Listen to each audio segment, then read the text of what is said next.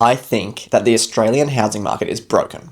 And I say that as someone whose career is built on helping people buy their first home. Let me show you why I feel that way, using government data to do it and not just opinions. 20 years ago, in 2005, the national mean dwelling price in Australia was around $300,000. Today, according to the Australian Bureau of Statistics, it sits around $1,074,000. That's an increase of 258%. Over that same 20 years, the average full-time wage went from about $53,000 to $106,000, an increase of 99%. So house prices have gone up 258%, whilst wages only went up 99%.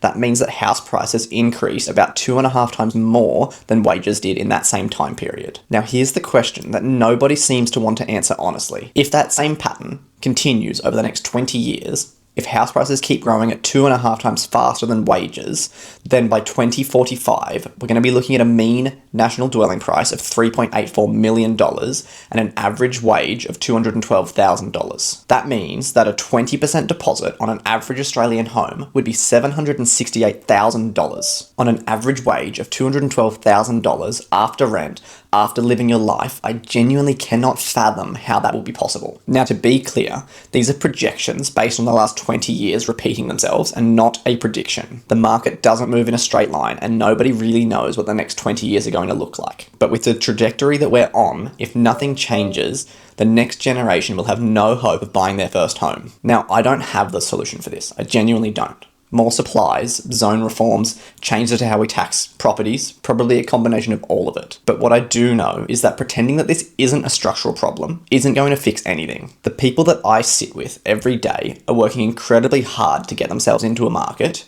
that was never this hard for their parents. And I think that we owe it to the future generation to do something to fix this.